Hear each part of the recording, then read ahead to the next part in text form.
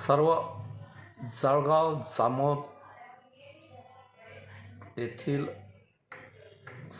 सर्व मतदार बांधवांचे मनापासून आभार. नुकतीच नगर परिषदेची निवडणूक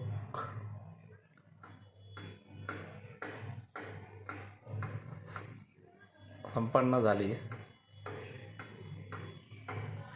ह्या निवडणुकीमध्ये प्रमुख 4 उमेदवार नगराध्यक्षासाठी उभे होते.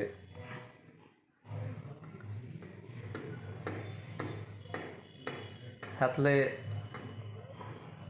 2 उमेदवार हे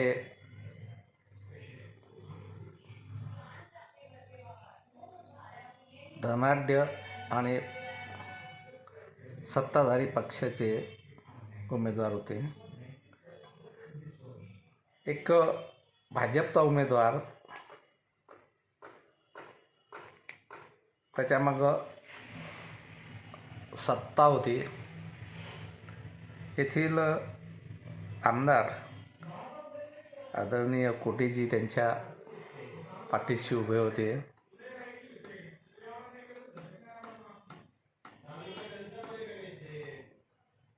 पैसा ह्या निवडणुकीत त्यांच्याकडे भरपूर असायलाच पाहिजे होता, आणि त्याने वापरला की नाही वापरला हे त्यांचं ते जाणवत. परंतु जनरली भाजपचा उमेदवार हा गरीब नव्हता. पैशाबरोबर त्याच्या मागं सत्तासुद्धा होती. दुसरा उमेदवार जो काँग्रेसचा होता, त्याच्या मागं सुद्धा मोठा पक्ष आणि पक्षाची ताकद त्याच्या पाठीशी उभी होती. तिसरा उमेदवार जो होता तो अपक्ष उमेदवार.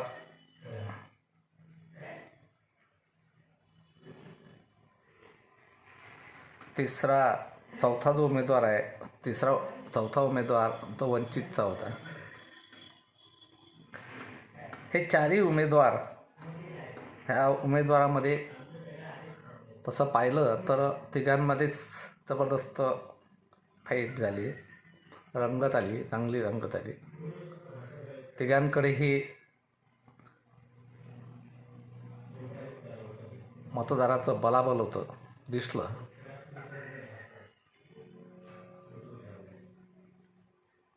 मला एक घटना वाचनात आलेली ती आठवली. त्यामध्ये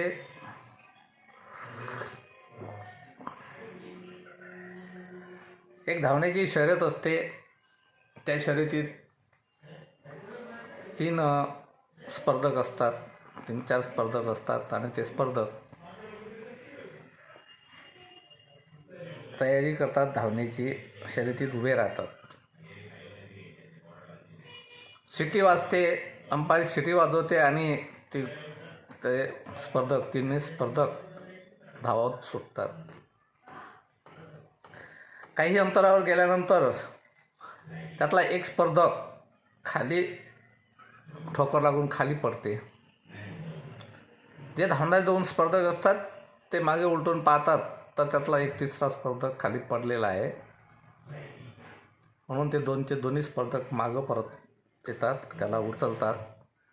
उचलल्यानंतर त्यांच्या असं लक्षात येते की अरे हा स्पर्धक तर चक्क एका पायानं लंगडा आहे.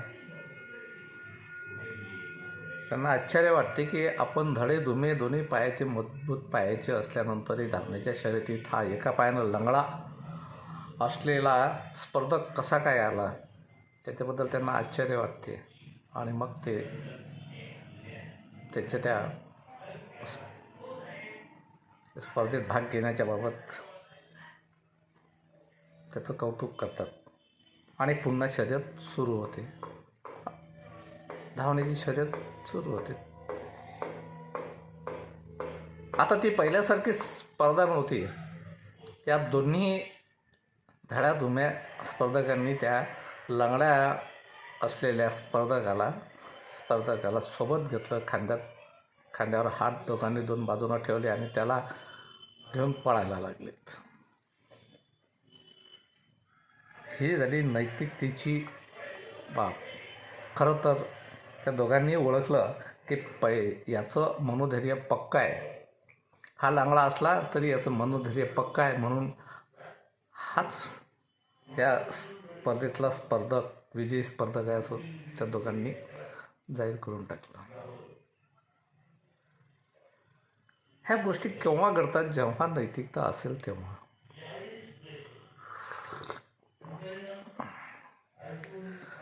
पूर्ण जळगाव मतदारसंघाला माहीत होतं, जळगावकरांना माहीत आहे, सर्व पक्षांना माहीत आहे की ह्यातला जो तिसरा स्पर्धक आहे हा स्पर्धक लंगडा आहे, आर्थिकदृष्ट्या कमकुवत आहे. कमकुवत राहण्यामागं ह्या स्पर्धकाचा नैतिकता आहे, इमानदारी आहे, त्याग आहे, कष्ट आहे, जनतेला वाहून घेणे, जनतेच्या सुखदुःखात वाहून घेण्याची त्याच्यात एक अंगीकृत सवय आहे. आणि असा स्पर्धक किंवा असा या रणांगणातला तिसरा जो उमेदवार स्पर्धक आहे, या दोघांना नक्कीच धडाधुम्यामध्ये हा तिसरा लंगडा स्पर्धक होता. ह्या माणसानं नगर परिषदेच्या विरोधात जाऊन स्वतःची नगरसेवकाचं पद फक्त घरं वाचवण्यासाठी आपलं पद गमावलं, हे सर्व श्रुत आहे. कोरोना काळात ह्या माणसानं स्वतःच्या जीवाची पर्वा न करता स्वतःचं वाहन आणि स्वतःचा जीव धोक्यात घालून कित्येक लोकांना वाचवलं, त्यांना मदत केली. जळगावकरांनी पाहिलंय की याच्यासारखा कार्यकर्ता, नगर परिषदेचा अध्यक्ष, ग्रॅज्युएट झालेला माणूस, बीकॉम असलेला माणूस हा नगराच्या अध्यक्षपदासाठी लायक आहे. त्यातही तो SC समाजाचा आहे आणि SCसाठी ही जागा सुटली होती. स्पर्धा वाढत गेली, निवडणुकीसाठी अर्ज भरले गेले. त्यावेळेस काँग्रेसने ह्या उमेदवाराला ऑफर केली. हा अपक्ष उमेदवार होता. ह्या माणसानं चिंतन केलं, विचार केला की आपण पक्षात राहायचं की अपक्ष राहायचं. काँग्रेसचे सर्व पदाधिकारी यांना भेटायचे आणि सांगायचे की आम्ही तुम्हाला उमेदवारी देतो वगैरे वगैरे. आणि काय झालं, कसं झालं हे मला नाही सांगता येणार, परंतु पारवे यांच्या म्हणण्यानुसार किंवा यांनी दिलेल्या भाषणाच्या त्या उतार्यावरून मी असं बोलणार आहे की पारवे यांनी 2 अर्ज भरले होते निवडणूक आयोगाकडे. 2 अर्ज स्वतःचे भरले. एक अपक्ष भरला आणि दुसरा काँग्रेसच्या नावानं भरला. आणि त्यांचा असा दावा आहे, त्यांनी असं भाषणामध्ये 2-3 वेळा म्हटलं की मी 2 अर्ज भरले आणि वेळ होईपर्यंत 3 वाजेपर्यंत काँग्रेसच्या लोकांनी माझ्या अर्जाला AB फॉर्म लावला नाही. AB फॉर्म न लावल्यामुळे तो मी जो काँग्रेससाठी अर्ज भरला होता तो रिजेक्ट केला गेला. आणि एक बरं झालं की मी एक अपक्ष अर्ज भरला होता, तो अर्ज माझा कायम राहिला, सिलेक्ट झाला. अशा वेळी काँग्रेसने मला अर्ज भरून AB फॉर्म न लावला असता तर माझी नक्की फजिती झाली असती. पण मी ती होऊ दिली नाही आहे, कारण राजकारण मला पण येते असं पारवे साहेबांचं म्हणणं आलं. निवडणूक सुरू झाली, तिकीट वाटप झालेत, सर्व झालेत. पारवेजींना सुप्रसिद्ध चिन्ह असलेलं खटारा हे चिन्ह भेटलं. पारवेजींच्या मागं फक्त आपल्या केलेल्या कामाचं एवढंच फक्त लोकांचे आशीर्वाद दिसू लागले. लोक विचार करायला लागले की ह्या दोन उमेदवारांमध्ये, या सशक्त उमेदवारांमध्ये काही अपक्षाचा कुठे दिवा लागणार नाही. आणि साहजिकच आहे की अपक्ष किती पाणी तोडणार आहे, तोडून किती तोडणार आहे. पैशाचा प्रश्न आहे, सगळा पैसा कुठून आणणार आहे. इलेक्शनसाठी खर्च लागते, गाड्या लागतात, प्रचारासाठी साहित्य लागते, अनेक गोष्टी उमेदवाराला करावं लागतात. त्याच्यानंतर कार्यकर्त्याचा खर्चसुद्धा उमेदवारालाच करावं लागते. पण जसे उमेदवारी दाखल पारवे यांनी केली, दोन्ही पक्षात थोडा भीतीचं वातावरण, भीतीचं सावट निर्माण झालं. हे जरी त्यांनी मान्य नाही केलं तरी मात्र ते जळगावात दिसत होतं.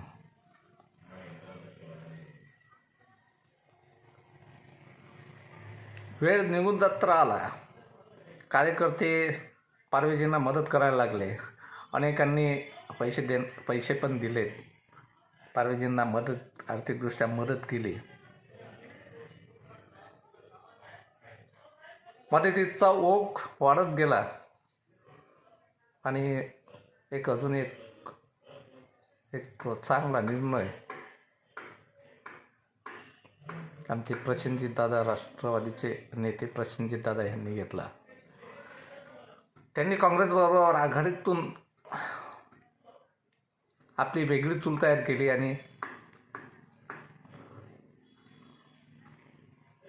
पारवेजींना पाठिंबा दिला. पाठिंबा दिल्यानंतर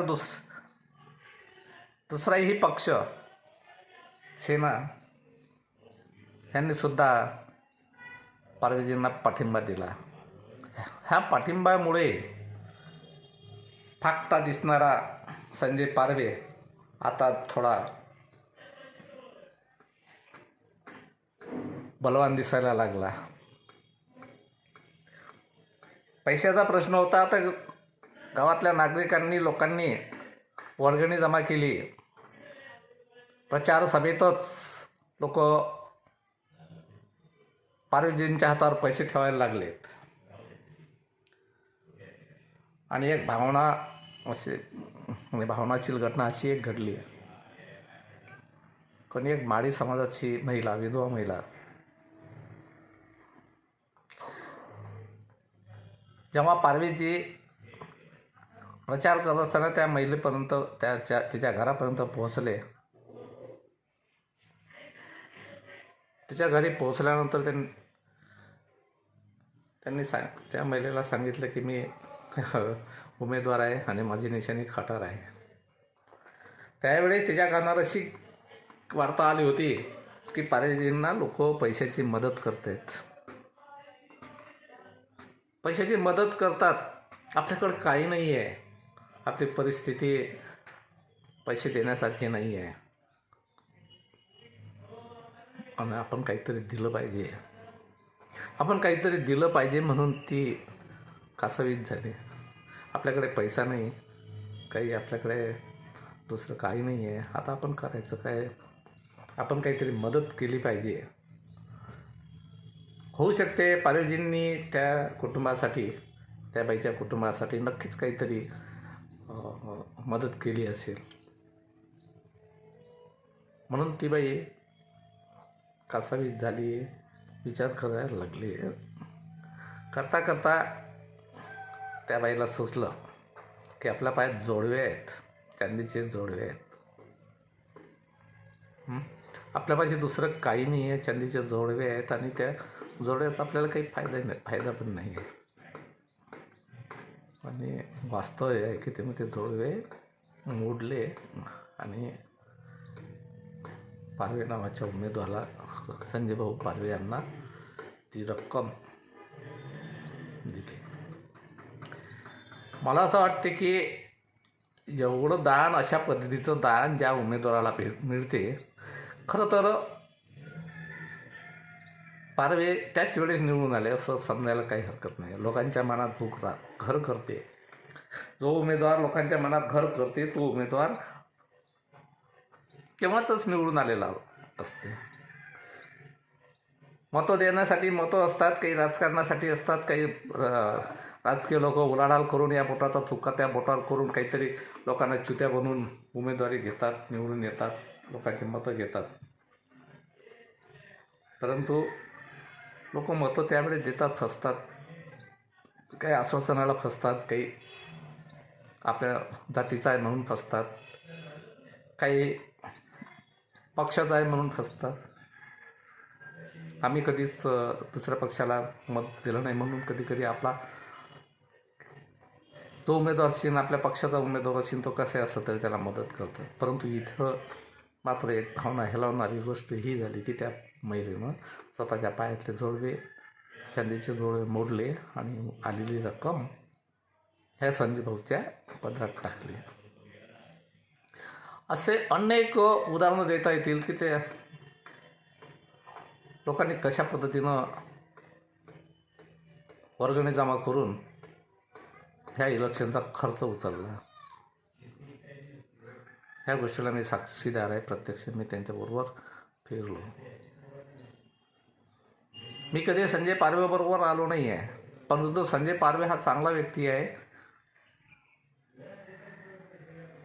रुग्णाची सेवा करणारा आहे, रात्रीचा दिवस करते आणि रुग्णांना वाचवण्याचे आटोकाट प्रयत्न करते, स्वखर्चातून करते, स्वतःचा कधीच विचार करत नाही.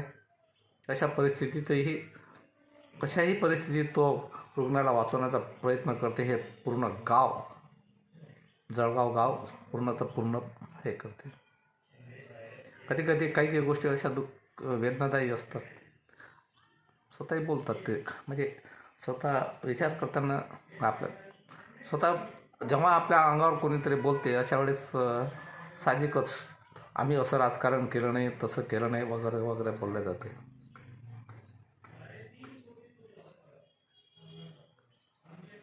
तेच जेव्हा संदीप पाल महाराज इथे कार्यक्रमाला आलेत त्यावेळेस मात्र संदीप पाल महाराजाची आणि ह्या उमेदवाराची खिल्ली उडवणारा दुसरा तिसरा कोणी नाही तर भाजपचा या मतदारसंघाचा प्रतिनिधी. आम्ही त्यांना आदर्श, म्हणजे त्यांना चांगलं मानतो, त्यांच्याबद्दल आदरही आहे. ते जेव्हा बोलतात, खिल्ली उडवतात एखाद्या अपक्षाची किंवा एखाद्या गरीब कार्यकर्त्याची खिल्ली उडवतात, तरच खराब वाटते, साहजिकच खराब वाटते की कसं काय खिल्ली उडवतात. खिल्ली तर म्हणजे आम्ही पण उडवतो, पण आम्ही जे सत्य आहे तेच मानतो. कोणाची खिल्ली उडवण्याचा आमचा उद्देश नसते, परंतु जे सत्य आहे ते आम्ही आमच्या लेखणीच्या माध्यमातून मानतोयच. त्याची जर आमची लेखणी लोकांना आवडते, परंतु ज्यांच्यावर लिहितो त्यांना मात्र ती चांगली झोंबते. सांगायचा मतदार हा की जेव्हा निवडणूक सुरू झाली, प्रचार सुरू झाला, काँग्रेसवाले, भाजपवाले आणि अपक्ष ह्यांच्या तिघांच्या रॅल्या निघाल्या, कार्यक्रम झाले. तर यात सर्वात मोठी अखेरच्या दिवशी, निवडणुकीच्या पहिल्या दिवशी जी रॅली निघाली ती सर्वात मोठी संजयभाऊ पारवेची निघाली. स्वतःवरून आलेले लोक होते, स्वेच्छेनं आलेले बाया होत्या, स्वेच्छेनं आलेले माणसं होते आणि त्याच्यात ऊर्जा भरलेली होती. दुपारी 3 वाजतापासून तर तब्बल 9 वाजेपर्यंत, रात्री 9 वाजेपर्यंत त्यांच्या रॅलीला लोकांनी प्रतिसाद दिला, महिलांनी प्रतिसाद दिला. हे रॅलीचं जेव्हा गावात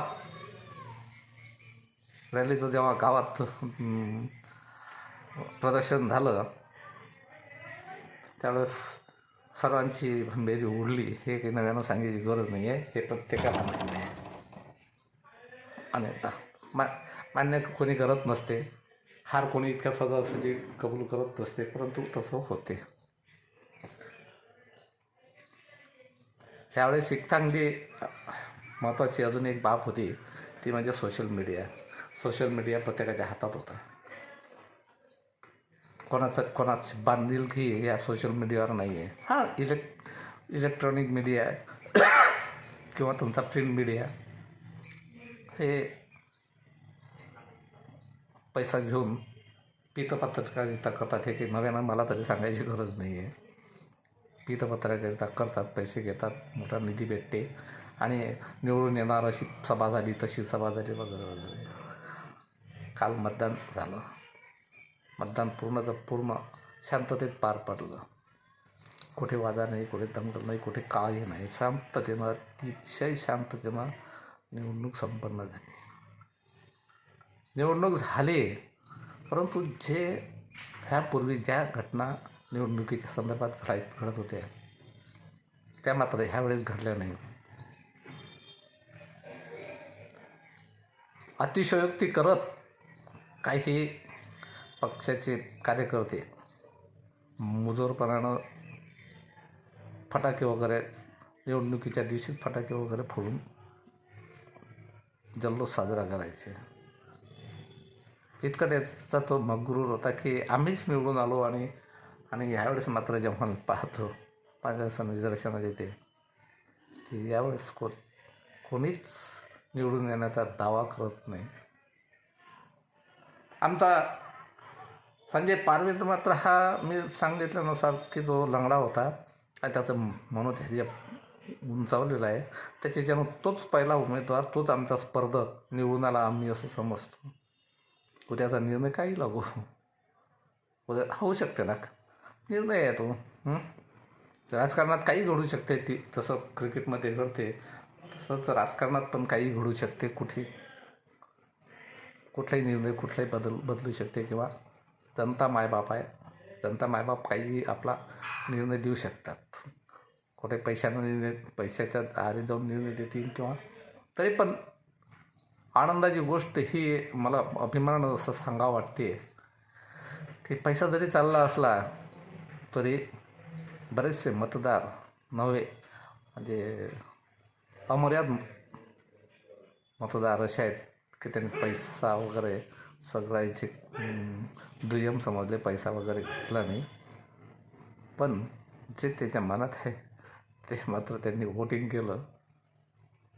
हे मला तरी असं वाटतं की खूप एक कोणताही जागरूक नागरिक हाच विचार करणार आहे की चांगल्या पद्धतीनं मतदान, चांगला उमेदवार, चांगलं एक प्रशासन असं झालं पाहिजे, असं कोणतेच जागरूक नागरिकाला वाटणं साहजिक आहे. तसं मला पण वाटते की कुठेतरी चांगलं झालं पाहिजे.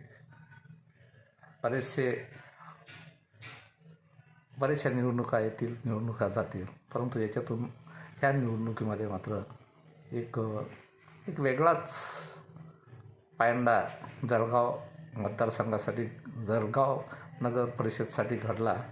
आणि ती एक चांगली गोष्ट आहे की चांगले उमेदवार, चांगले सच्चे उमेदवार मागे राहत नाही. भीती ते मनातून फेकून देतात